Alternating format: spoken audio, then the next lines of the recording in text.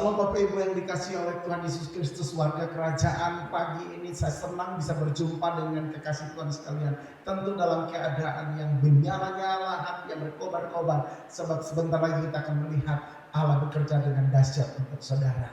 Bapak Ibu yang dikasihi oleh Tuhan Yesus Kristus, Gereja Bethel Indonesia akan memperingati jubileum atau 50 tahun GBI berdiri di Indonesia.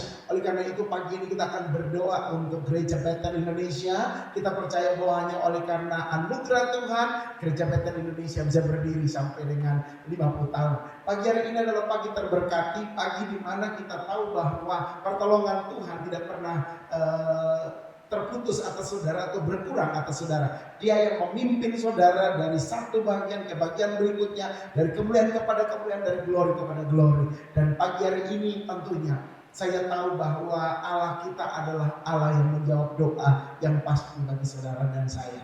Pagi hari ini saudara, kita di minggu yang terakhir bulan September ini, saya juga mau bicara untuk saudara bahwa promosi itu pasti bagi engkau yang mengasihi Tuhan. Amin. Tetapi semua ditentukan oleh sikap hatimu. Kalau hatimu siap, maka Tuhan pasti akan membawa engkau naik. Sebab peninggian itu bukan datang dari timur, bukan datang dari barat, tapi peninggian itu datang dari Tuhan yang setuju. Katakan amin. Nah, oleh karena itu mari sebelum kita merenungkan firman Tuhan, siapkan hati saudara dan kita sama-sama berdoa.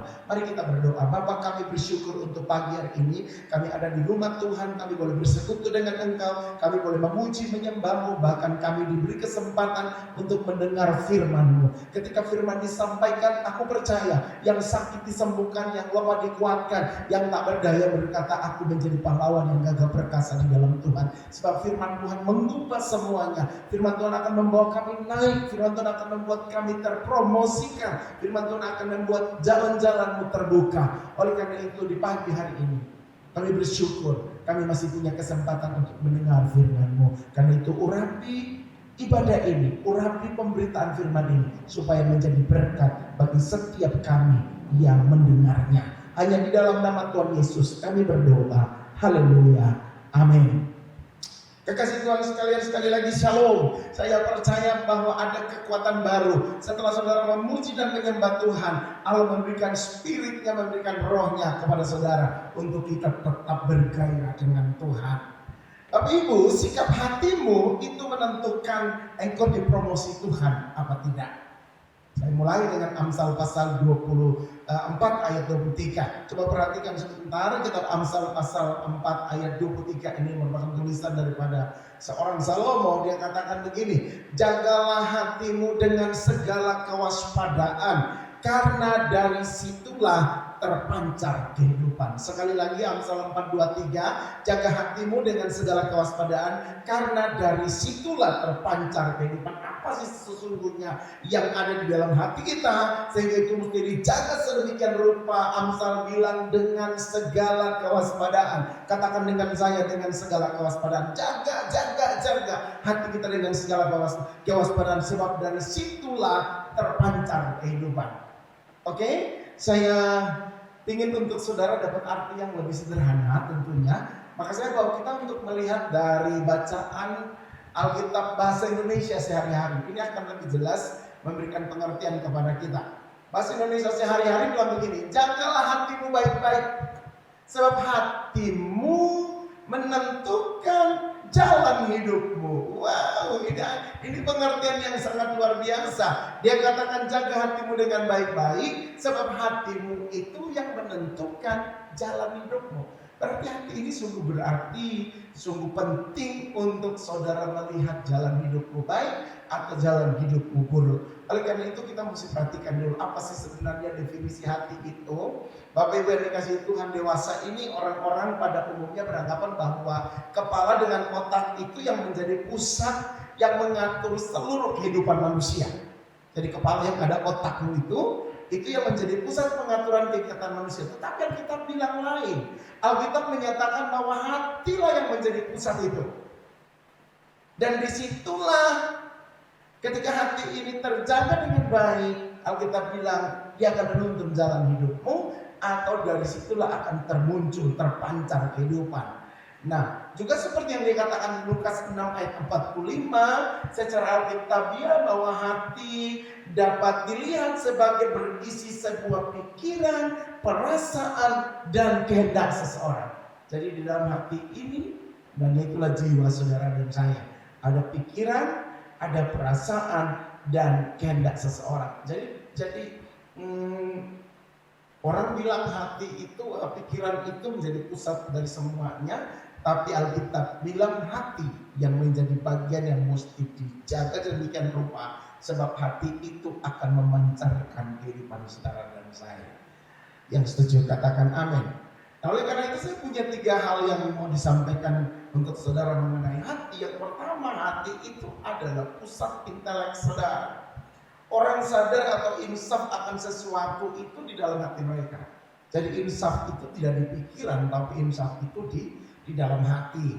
Ulangan 8 ayat 5 berkata begitu. Atau ada orang yang berdoa di dalam hati, 1 Samuel. Kemudian merenungkan juga di dalam hati, menyimpan firman dalam hati, merencanakan sesuatu dalam hati, menyimpan kata-kata di dalam hati, apalagi berpikir dalam hati, ragu juga dari dalam hati.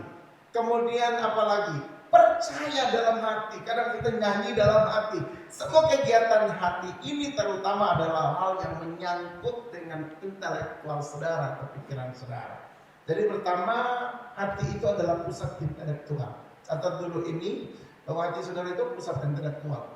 Berdoa di dalam hati, merenung di dalam hati, sadar insaf juga itu dimulai dari dalam hati. Hati menyimpan firman, kita merencanakan sesuatu di dalam hati dan lain sebagainya. Sehingga saya bilang yang pertama, hati adalah pusat intelektual. Kemudian yang kedua, hati adalah pusat perasaan. Alkitab juga berbicara tentang hati yang gembira adalah obat kan. Hati yang mengasihi, hati yang takut, hati yang berani, hati yang bertobat, hati yang khawatir, hati yang marah, apalagi hati yang hidup kembali, hati yang menderita, hati yang berduka, apalagi hati yang berkobar-kobar, hati yang bersemangat ataupun hati yang susah. Semua kegiatan hati yang saya omong tadi ini berhubungan dengan emosional saudara. Sehingga hati itu, saya mau bilang yang kedua adalah, kalau tadi pusat intelektual, sekarang hati itu adalah pusat perasaan daripada jemaat Tuhan sekalian, daripada saya, daripada saudara. Yang setuju katakan amin. Oleh karena itu orang suka bermain dengan hatinya. Sebab hati itu adalah pusat perasaan. Kemudian yang ketiga, hati adalah pusat dari kehendak manusia.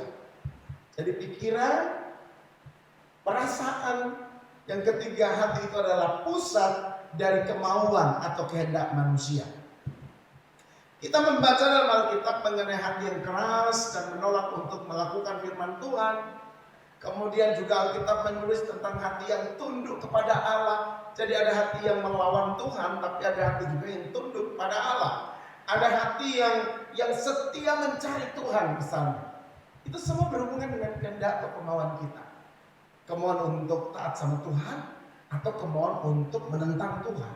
Kemauan untuk melakukan firman yang dia sampaikan atau menolaknya. Itu berbicara tentang kehendak hati kita. Jadi 3 hal yang berhubungan dengan hati atau yang masuk dalam definisi hati. Hati itu adalah pusat intelektual atau pikiran saudara. Hati juga berbicara tentang pusat pusat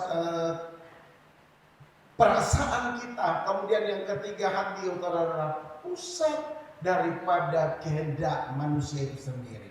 Nah, dari 3 hal ini maka kita mulai melihat bahwa kalau kita menjaga sikap hati kita dengan baik agar tetap semangat, tetap positif, kita akan terus seperti orang yang berjalan mendaki.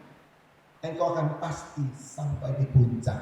Sekali lagi, orang yang menjaga hatinya. Tadi di dalam bahasa Indonesia sehari-hari, dia bilang, jagalah hatimu baik-baik, sebab hatimu menentukan jalan hidupmu. Setuju katakan amin. Hati menentukan jalan hidup. Jadi ketika kita menjaga hati kita yang adalah pusat intelektual, kita menjaga hati kita yang adalah pusat perasaan, kita menjaga hati kita yang adalah pusat daripada kehendak manusia, maka ibaratnya kita berjalan naik ke puncak. Maka jika kita pandai menjaga hati, bahasa Indonesia sehari-hari dia bilang akan menunjukkan jalan, maka itu akan dibawa sampai ke puncak. Berapa banyak saudara mau berjalan atau perjalanan saudara mencapai puncak? Itulah yang disebut promosi. Itulah yang disebut peninggian yang Tuhan akan lakukan bagi saudara dan bagi saya. Oleh karena itu pesan pertama pagi hari ini, berhati-hatilah dengan hati saudara. Berhati-hatilah dengan perasaan saudara. Berhati-hatilah dengan intelek saudara. Berhati-hatilah dengan kehendak hati saudara. Sebab di dalam hati inilah dia akan menunjukkan jalan kehidupan. Berapa banyak saudara tahu bahwa kalau hatimu terjaga dengan baik, maka itu akan seperti arah kompas yang akan menentukan jalan hidup saudara. Tepuk tangan dulu bagi Allah kita. Nah, dengan demikian saudara, maka sikap hati kita itu sangat menentukan sampai sejauh mana posisi saudara dan saya. Sikap hati kita yang akan membuat saudara itu ibarat raja wali yang terbang tinggi. Jadi kalau hatimu bebas, hatimu tidak terintimidasi, hatimu terjaga dengan baik, itu akan menjadi kunci untuk engkau melihat jalanmu itu ditunjukkan sama hatimu. Yang keempat, hati itu adalah tempat di mana Tuhan bertakhta. Jaga hati, jaga hatimu, tempat di mana Tuhan bertakhta. Tuhan mau duduk di hatimu, dia mau menguasai pikiranmu, dia mau menguasai perasaanmu, dia mau menguasai kehendakmu. Ketika pikiran kita, ketika kehendak kita, ketika kemauan kita itu dikendalikan oleh kemauan Tuhan, dikendalikan oleh kehendak Tuhan, maka saya percaya kehendak Tuhan itu selalu membawa saudara itu naik dan bukan turun. Setuju katakan amin. Kehendak Tuhan itu akan membawa saudara itu maju dan bukan mundur. Amin. Kehendak Tuhan itu akan membawa kamu pada loncatan-loncatan iman yang lebih lagi. Katakan amin. Karena itu Tuhan mau supaya saudara jaga ini. Sebab hati adalah tempat di mana Allah berkarya, Allah bekerja, Allah mengontrol semuanya untuk satu hal, mendatangkan kebaikan bagi saudara, mendatangkan kebaikan bagi saya. Yang setuju tepuk tangan sekali lagi bagi Allah kita. Jadi kita sekarang mengerti bahwa kalau kita jaga hati kita dengan baik, selain daripada itu cuma pusat intelektual, pusat kehendak, kemudian pusat daripada semua kemauan kita, kehendak kita, dan juga menjadi bagian yang penting, yaitu membuat semua perasaan kita ada di situ. Dengar baik, Alkitab mau supaya engkau membiarkan hatimu dikuasai oleh Dia, si pemilik kehidupan. Dan setuju, tepuk tangan bagi Allah kita. Haleluya, haleluya. Nah, bagaimana caranya untuk saudara mencapai puncak tertinggi di dalam perjalanan hidup ini? Dengan saudara menjaga hatimu. Bagaimana sih caranya saudara bisa mencapai puncak tertinggi dalam hidup ini? Dengan menjaga hatimu. Yang pertama, saya mau bilang begini, jagalah sikap hati yang benar ketika saudara sementara berjalan di jalan berkatnya Tuhan. Jadi jaga hati, jaga sikap hati ini ketika kita lagi berjalan menjadi berkat. Sebab kalau hati kita tidak dijaga, kita akan dicuri sama si jahat. Hatimu akan dicuri oleh si jahat. Sebab Yohanes 10 berkata, bagian A, pencuri datang untuk mencuri, membunuh, dan membinasakan. Oh, pencuri datang untuk mencuri sejahtera di hatimu, mencuri perasaanmu, mencuri kehendakmu, mencuri cara engkau berpikir supaya kamu gagal di dalam hidup ini. Itu cara si jahat. Tapi Tuhan datang untuk memberikan kepada kamu kehidupan. Setuju katakan amin. Nah, oleh karena itu, apapun yang terjadi pada kita, kamu mesti memiliki tekad yang kuat untuk melalui semua jalan itu dengan sikap hati yang benar. Punya tekad untuk berjalan mengikuti apa yang Tuhan mau. Yang setuju katakan amin. Disiplinkanlah diri saudara untuk kuat berdiri di tempat yang mungkin sangat berbahaya bagimu, dengan sikap hati yang positif di dalam setiap situasi. Ini yang mesti kita lakukan. Kenapa? Sebab ketika kita bisa berdiri dengan mendisiplinkan diri, tidak terkecoh oleh tipu muslihat iblis, maka saya percaya engkau menjadi orang yang menang atas setiap godaan dan cobaan iblis. Sebab itu mesti ingat 1 Petrus 5 ayat 8 dan 9 berkata iblis itu berjalan berkeliling. Oke, kita perhatikan sebentar 1 Petrus pasal 5 supaya engkau bisa temukan ayat ini. 1 Petrus 5 ayat 8 9 bilang begini, sadar dan berjaga-jagalah, lawan musuh iblis berjalan keliling sama seperti singa yang mengaum-ngaum dan mencari orang yang dapat ditelannya. Lawanlah dia dengan iman yang teguh, sebab kamu tahu bahwa semua saudaramu di seluruh dunia menanggung penderitaan yang sama. Jadi 1 Petrus 5, 8 dan 9 memberikan kepada kita sebuah referensi bahwa kamu mesti berjaga-jaga. Alkitab bilang di sini bahwa sadar dan berjaga-jaga karena iblis yang jadi lawan saudara itu berjalan untuk mencuri hatimu. Dia ingin mencuri sikap hatimu yang adalah cara berpikirmu, sikap hatimu yang adalah perasaanmu, sikap hatimu yang adalah kehendakmu. Itu iblis ingin porak-porandakan. Sebab kalau hati kita kacau, maka semua akan menjadi hancur. Kalau hati kita nggak tenang, maka semuanya akan menjadi buyar. Kalau hati kita ragu-ragu, hati kita lagi dikuasai oleh amarah dan benci, maka kita akan tidak pernah melihat ada sesuatu yang baik dalam hidup ini. Nah, oleh karena itu 1 Petrus 5 ayat 8 dia bilang lawan, ayat 9 dia katakan lawan dengan iman. Kalau minggu yang lalu saya sudah bicara tentang kekuatan iman untuk saudara dapat promosi, maka ini mesti lawan dengan iman. Alkitab bilang, sebab ini cuma sebuah strategi iblis untuk membuat engkau dan saya menjadi ambruk di tengah jalan, tidak mencapai destinasi yang sesungguhnya. Oleh sebab itu perhatikan bahwa ini yang Tuhan mau, yaitu engkau dan saya mengalami promosi yang datang dari Tuhan. Sikap disiplinkan atau mendisiplinkan diri untuk kuat berdiri dalam segala situasi apapun dengan positif, dengan sikap hati yang positif, ini akan menentukan engkau menikmati promosi yang datang dari Tuhan. Yang setuju tepuk tangan bagi Allah kita. Oleh karena itu, poin yang pertama yang mesti kita lakukan, bagaimana caranya supaya kita bisa melihat pertolongan Tuhan. Engkau mesti jaga sikap hati dengan benar ketika perjalananmu sementara menjadi berkat bagi banyak orang. Selanjutnya saudara, yang kedua saya mau bilang kepada kita, bagaimana kita menjaga hati dengan segala kewaspadaan supaya dari situ terpancar kehidupan. Atau bagaimana caranya kita bisa mencapai puncak tertinggi dalam hidup ini dengan menjaga hati kita. Kalau tadi yang pertama saya sudah sampaikan bahwa jaga sikap hati yang benar ketika saudara dalam perjalanan yang menjadi berkat, maka poin yang kedua adalah sadarilah, perlu sadar bahwa masa sukar sekalipun itu tidak akan berlangsung selama-lamanya. Setuju katakan amin. Nah, kalau kita punya sikap hati seperti ini, berjaga-jaga dengan sadar bahwa kalau ada kesulitan, kalau ada tantangan, kalau ada pergumulan, itu berlangsung tidak selamanya. Ada masa expire. Setuju katakan amin. Akan segera selesai.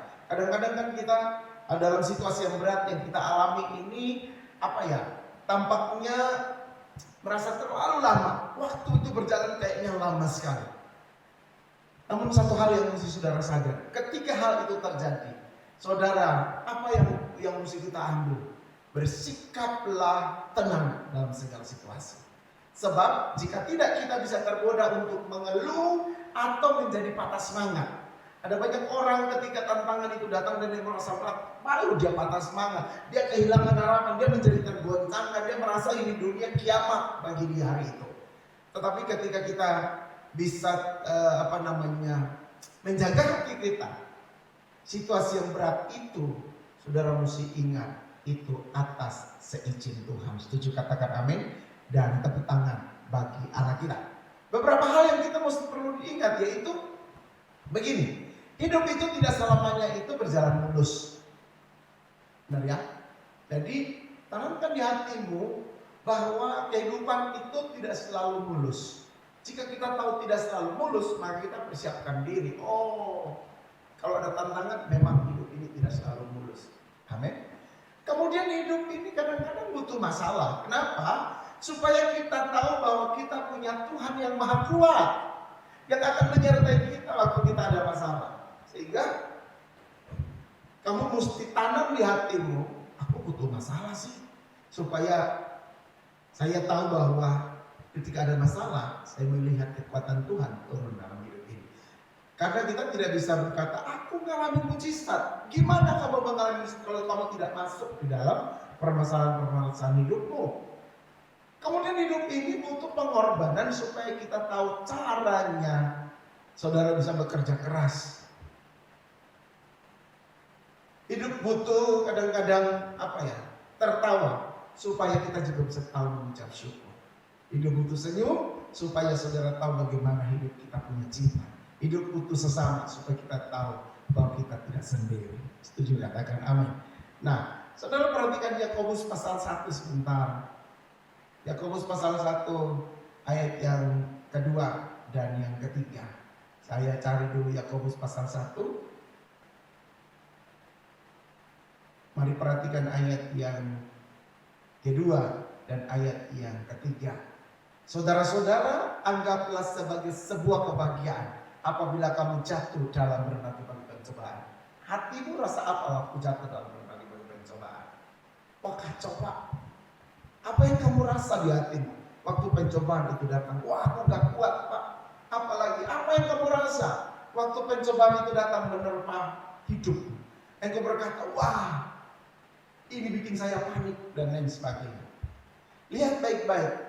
Dia bilang, anggaplah sebagai sebuah kebahagiaan apabila kamu jatuh dalam berbagai pencobaan. Sebab kamu tahu bahwa ujian terhadap imanmu itu menghasilkan ketekunan. Jadi hasil daripada setiap apa yang diizinkan Tuhan terjadi, supaya engkau melihat bahwa hatimu teguh dan kuat, tidak goyah untuk melihat promosi itu datang bagi saudara dan juga bagi saya yang setuju. Tepuk tangan bagi Allah kita. Jadi Yakobus 1 ayat 2 dan 3 berbicara tentang pencobaan yang diizinkan terjadi dalam hidup ini untuk supaya menghasilkan ketekunan di dalam kehidupan saudara dan juga di dalam kehidupan saya. Poin yang ketiga, perhatikan baik-baik bahwa apa yang mesti saudara dan saya perbuat supaya engkau mencapai puncak dengan hati yang teguh.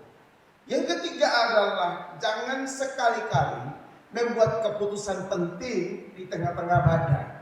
Sebab kalau ada badai itu kecenderungan hati kita menjadi unstabil, menjadi tidak stabil. Sehingga kadang-kadang keputusan kita itu bisa ngawur saudara, bisa salah, bisa meleset. Oleh karena itu poin yang ketiga yang saya mau bilang, jangan membuat keputusan penting di tengah-tengah badai. Badai itu datang, engkau mesti tekun sujud menyembah kepada Tuhan. Ketika badai kehidupan terjadi saudara, yang terbaik adalah menjaga pikiran, menjaga emosi kita supaya tetap tenang di dalam Tuhan. Amin. Jaga pikiran, jaga emosi. Sebab kalau ada badai, ada goncangan, ada sesuatu yang menerpa hidupmu, engkau ngambil keputusan di tengah-tengah badai seperti itu, keliru pasti. Kita akan bisa meleset dari apa yang terjadi. Oleh karena itu saya mau bilang, engkau mesti positive thinking saat itu. Engkau mesti jaga emosimu, jaga pikiranmu supaya tetap tenang. Sebab kita bilang dalam ketenangan itu, engkau melihat mujizat Tuhan. Mazmur 62 ayat 2 berkata, hanya dekat Allah saja aku tenang, daripadanya adalah keselamatanku. Amin. Mazmur 62 bilang dekat Allah. Jadi di saat badai itu adalah saat kamu mendekat kepada Allah. Ketika sudah mendekat kepada Allah, hatimu sudah tenang, badai mulai berlalu, baru kamu ambil keputusan. Itu keputusannya akan menjadi baik. Tapi ketika ada badai kamu mengambil keputusan, kamu punya hati tidak tenang, dan keputusan itu cenderung bisa salah. Oleh karena itu, dekatkanlah dirimu kepada Tuhan, sebab hanya daripadalah kita mendapat ketenangan. Setuju, katakan amin. Karena ketika kita mendekat kepada Allah, kamu akan melihat ketenangan itu datang. Yang keempat, ini penting. Apa yang mesti kita lakukan supaya kita mencapai puncak? Dengan sikap hati kita. Hatimu mesti tetap terkoneksi dengan Raja di atas segala raja. Setuju, katakan amin. Atau engkau mesti tetap berkomunikasi dengan Tuhan. Dalam segala situasi keadaan, kamu mesti tetap berkomunikasi. Bangun komunikasi dengan Tuhan. Jika kita mau tetap pada jalur bersama dengan Allah dan melakukan dengan sikap hati yang baik, kita mesti memprioritaskan komunikasi hubungan dengan Allah dalam jadwal keseharian kita. Sebab minggu yang lalu saya menyatakan bahwa iman timbul dari pendengaran, dan pendengaran akan firman Kristus. Itu yang dikatakan di dalam Roma, bahwa iman timbul dari pendengaran, dan pendengaran akan firman Kristus. Jadi kalau engkau memprioritaskan komunikasi dengan Allah dalam jadwal keseharianmu, membangun persekutuan dengan Tuhan tiap-tiap hari, baik itu lewat membaca firman Tuhan, lewat berdoa, lewat bersekutu dengan Tuhan, memuji menyembah Tuhan, ini menjadi sebuah koneksi yang terbaik yang engkau bisa bangun dengan Tuhan.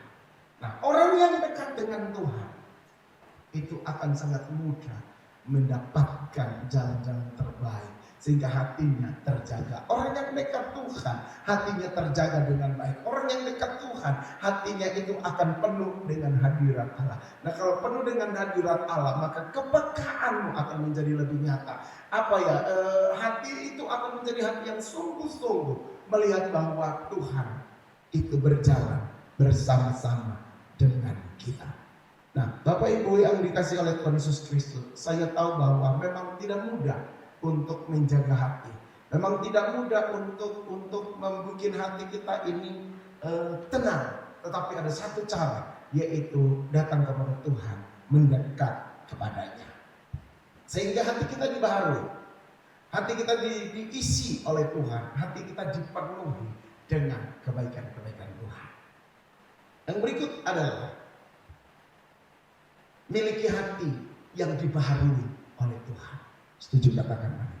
Miliki hati yang diperbaharui dari hari ke hari. Hati yang dibaharui adalah hati yang dibentuk oleh Tuhan.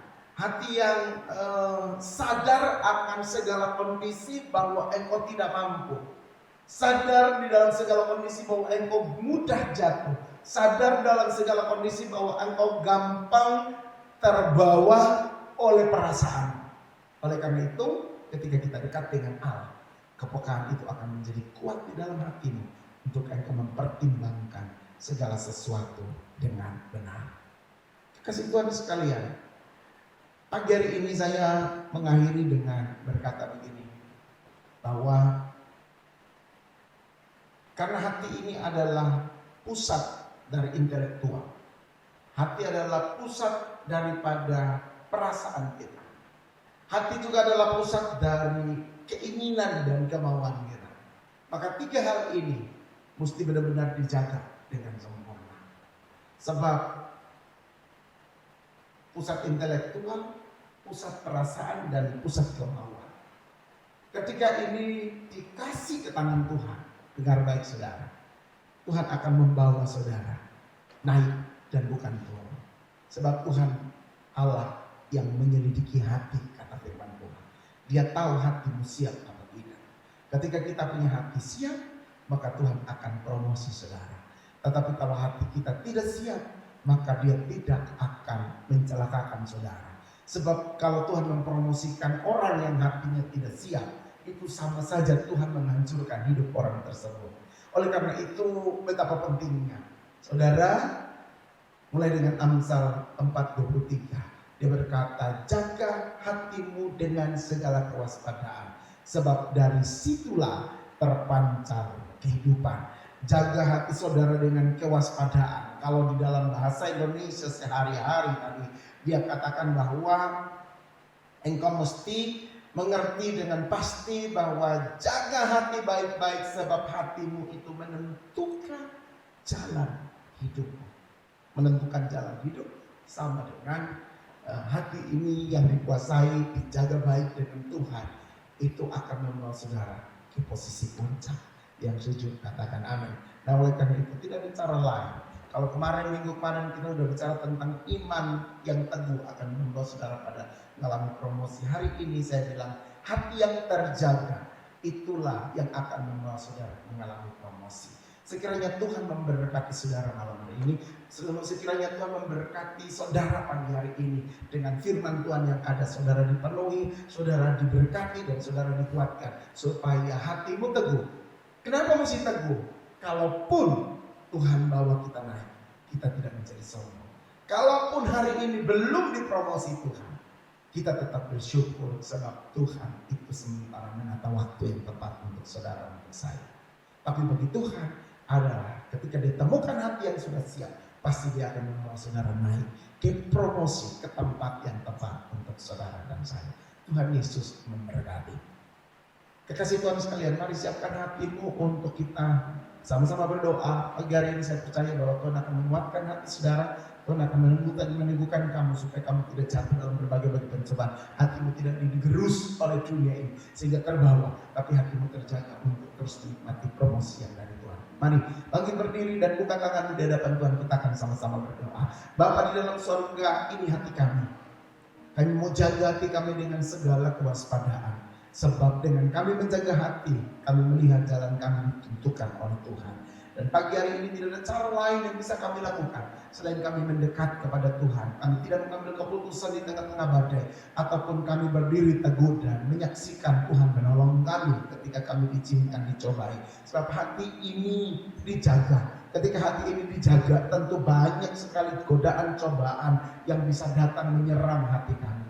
Tetapi kalau kami punya hati ada di tangan Tuhan, kami percaya kami menjadi pemenang bersama Engkau. Karena itu malam ini, pagi hari ini Tuhan, karena itu pagi hari ini Tuhan, berkati setiap kami, urapi setiap kami, berkati setiap kami yang mau menjaga hati dengan benar, dan biar kehidupan kami boleh dibawa pada posisi-posisi yang strategis. Tuhan memberkati seluruh jemaat-Mu hari ini dengan semua pergumulan apapun yang sementara mereka hadapi.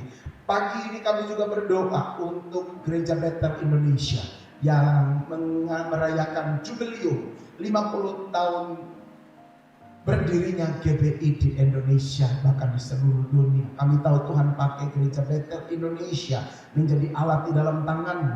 Engkau pakai Gereja Bethel Indonesia menjadi saluran berkat bagi banyak orang, sehingga Gereja Bethel Indonesia ikut membangun masyarakat yang takut akan Tuhan, masyarakat yang adil, yang makmur, yang sentosa, sebab ada Roh Allah yang bekerja di tengah-tengah Gereja Bethel Indonesia. Berdoa untuk semua pemimpin Gereja Bethel Indonesia, semua hamba-hamba Tuhan, semua jemaat Gereja Bethel Indonesia diselubungi, dikuasai oleh Roh Kudus-Mu sehingga mereka menjadi pemimpin-pemimpin yang diberkati Tuhan. Mereka menjadi jemaat yang diberkati Tuhan, menjadi hamba-hamba Tuhan yang dipakai dengan dahsyat di seluruh penjuru dunia ini Tuhan. Terima kasih Bapa di sorga. Di pagi hari ini kami melepaskan berkat atas setiap jemaat, dan biar mereka boleh pulang dengan salam sejahtera Allah di dalam rumah tangga, kehidupan dan pekerjaan mereka masing-masing. Sekiranya Allah Abraham, Allah Ishak, Allah Yakub menidamkan tangan atas kami semua dan mencurahkan semua berkat yang terbaik yang disediakan di dalam kerajaan Allah, yang membuat kami naik dan bukan turun, kami menjadi kepala dan bukan ekor, kami diberkati melimpah-limpah dalam segala perkara. Dan biar pagi hari ini anugerah kasih sayang yang berasal dari Bapa di surga, penyertaan dengan kuat kuasa Yesus Kristus Tuhan, bahkan persekutuan dalam Roh Kudus tinggal tetap menyertai dan menolong kami mulai pagi hari ini sampai selama-lamanya, sampai hari Maranatha Tuhan Yesus datang di awan-awan untuk menjemput kami para salehnya. Berkat terbaik ini terimalah bersama-sama hanya di dalam nama Bapa, Putra dan Roh Kudus, yaitu di dalam nama Tuhan Yesus Kristus. Haleluya. Amin.